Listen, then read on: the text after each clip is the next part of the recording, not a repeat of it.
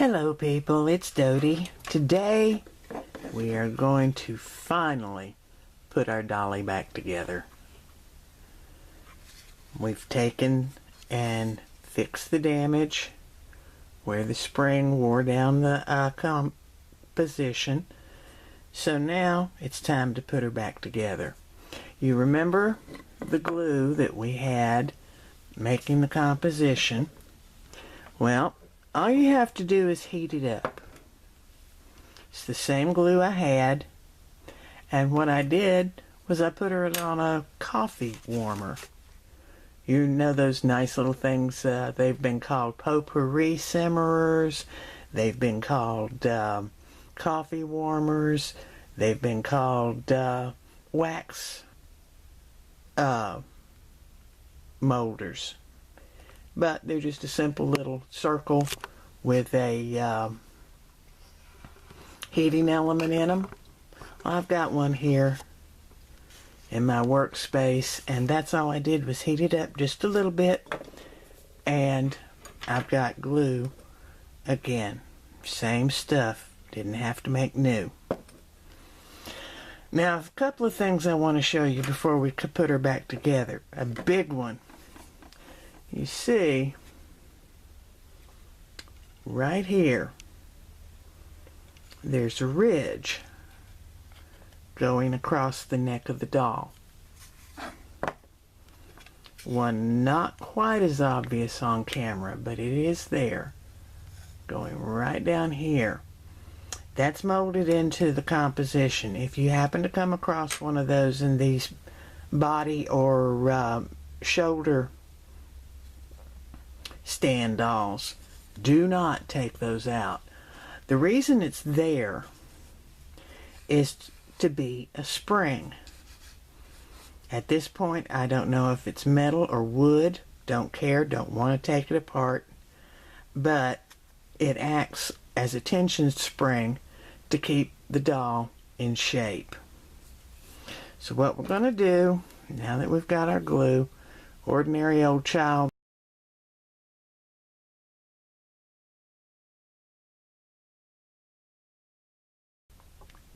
paintbrush, put it on all the edges.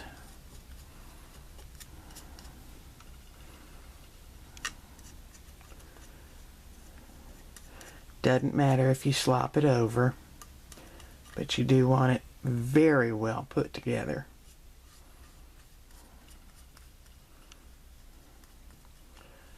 So it looks like it's going to soak in even. But you want it on there as well as you can get it.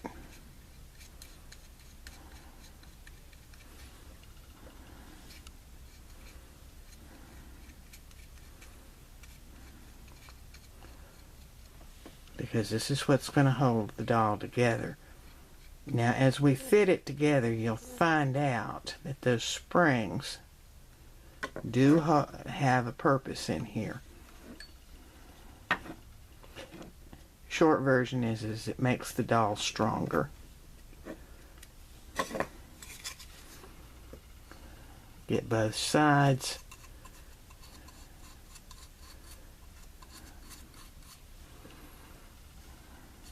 And one thing about it, if you're going to use a plastic epoxy or anything with plastic, do not use this type of glue. The reason why is because plastic will bond to wood, but if you're going to paint with oil paint, the oil paint will not bond to plastic.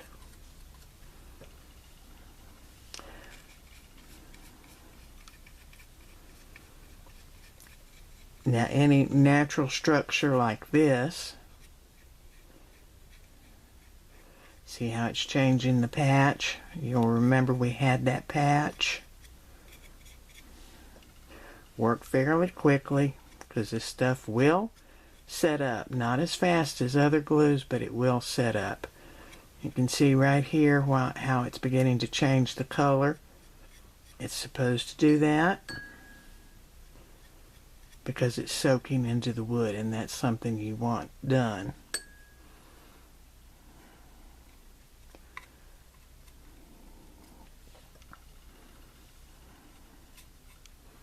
Something else you're going to want to be aware of is if you're using this recipe, it's going to smell of vinegar. Now then, 2 pieces.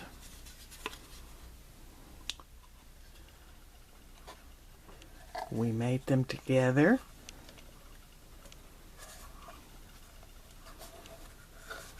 And you can see the patch did very well. Now, you'll see there's some gaps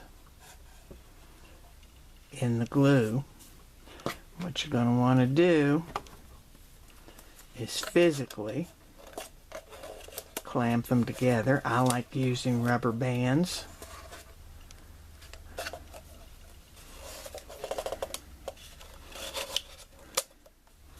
Firm enough to keep the item together, but not too firm so that you don't damage your doll.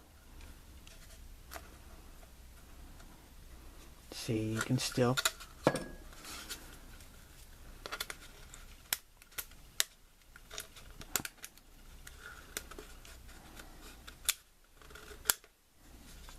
work the doll together just like that.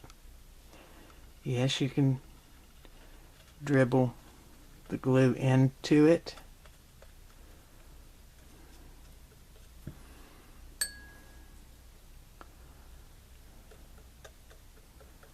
To make a stronger bond.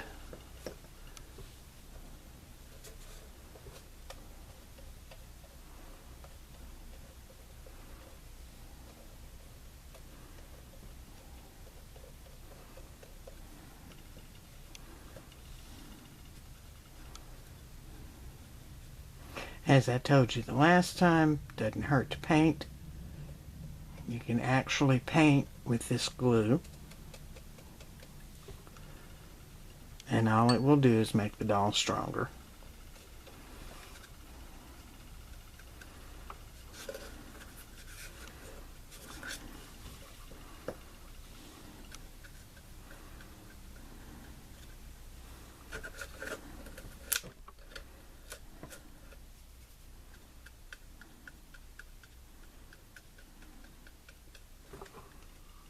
Don't forget the seat.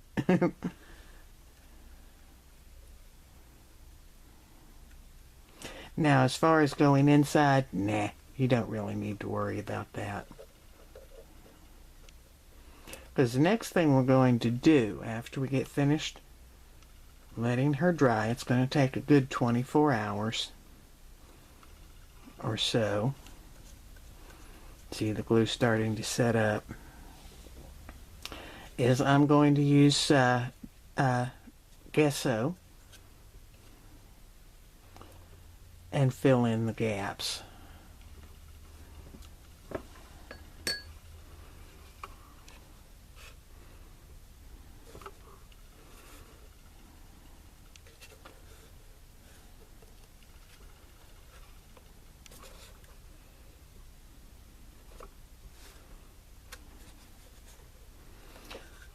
A bigger doll, you would use a stronger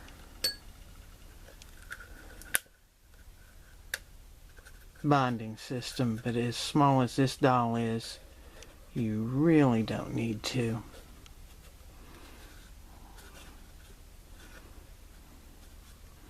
So, a good 24 hours at least. And while we're waiting on her to dry, a couple of points I want to make. This is a tack cloth. Now, what you need a tack cloth for is where you've done your sanding. You simply wipe across it and it gets all that little dust that you can't get before, which is important when you go to paint. And we're going to talk about the smaller patches that I did the last time. So let's get down here.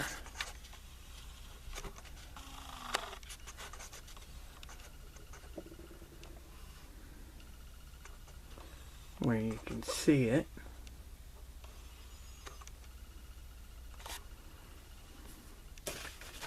And this is raw. I haven't done any sanding on the little toes. And you can see it's kind of orangey looking.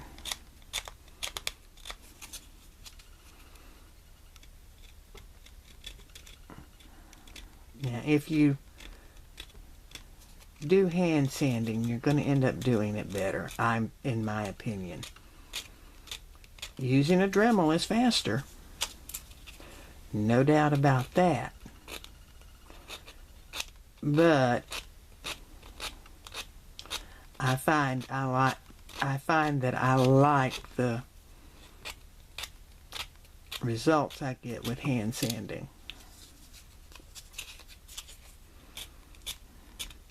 And it's just like any other woodworking project. You can get lost in it in a matter of minutes.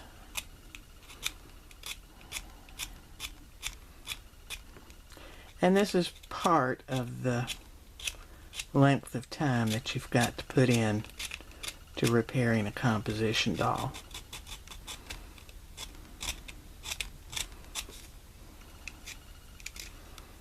Is making sure your surface is smooth and it looks like what you want it to look like. You can see I filled in along the seam because it wasn't seamed in properly, in my opinion. But given that this was a cheap baby,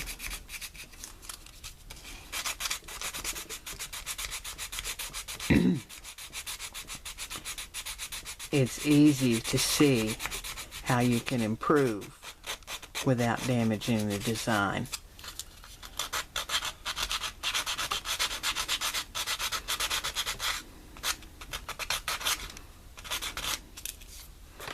See how you've got your little mess with sawdust. You just wipe over it with a tack cloth, and that totally gets rid of any crap you've got on there. And you can see it does come up. A lot of you have wanted to figure out what the little patch did, making the new thumb. There it is. And you can see it shrank. It's supposed to. When you've got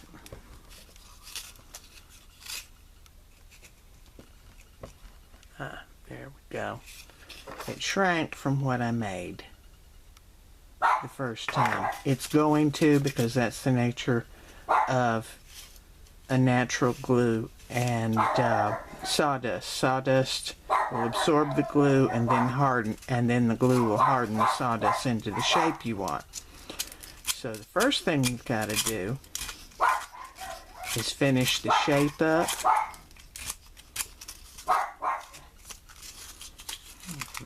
About to need another piece of sandpaper.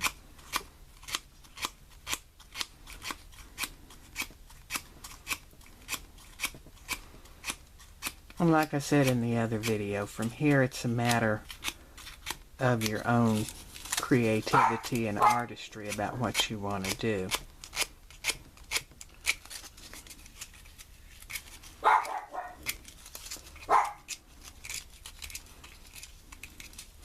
And as you can tell, this is some hard setting product. You're going to do some serious sanding. It's not soft.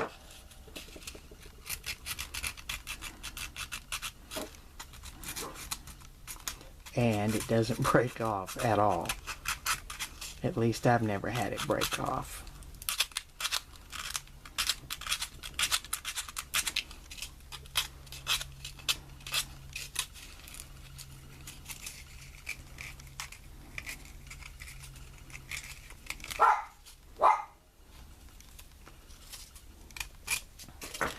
Now, if it suits you, let's pull it up just a little bit.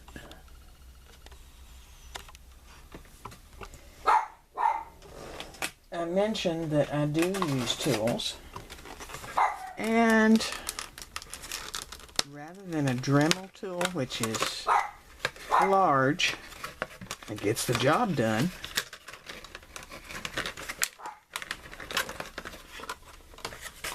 I use an ordinary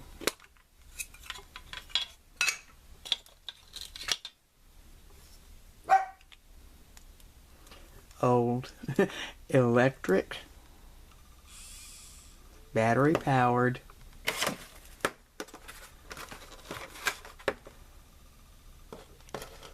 nail file.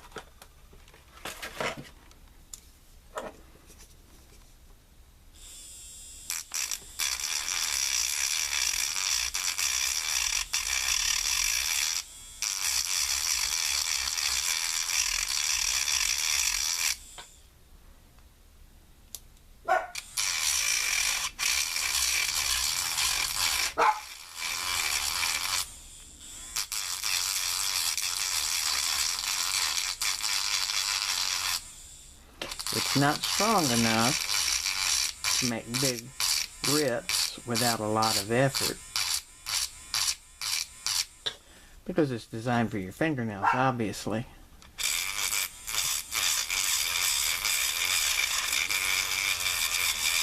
But it's great for delicate work.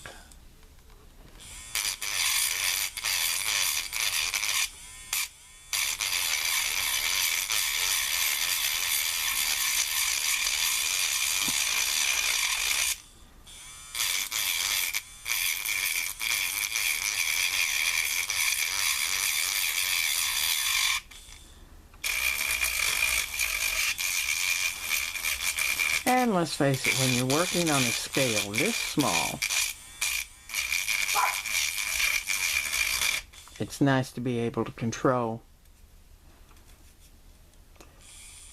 your tool where it doesn't get away from you.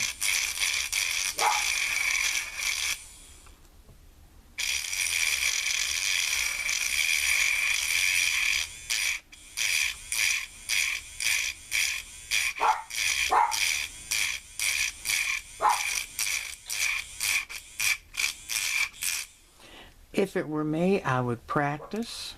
Well, let's face it, we always practice on everything we do, gaining information and knowledge as we go. But if you're going to use an electric nail file, do practice on something that you don't have to worry about, because just like a Dremel tool, it will get away from you if you're not used to it. The thing I like about it is it's easier to control, and it's smaller.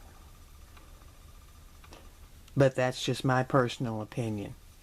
As you can see, it does the job, and with the other attachments on it, I'll be able to smooth this down to my liking. In the meantime, we've got one baby that is setting up nicely. Whoops.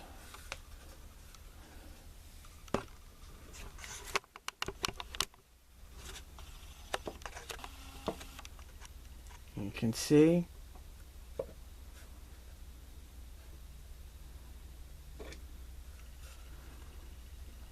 and in some spots she's getting almost dry.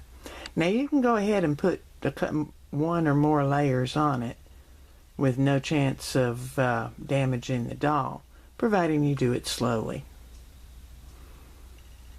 And I may go back and put another couple on there. See, it's hardly tacky anymore. And just like anything else, you can glue it up.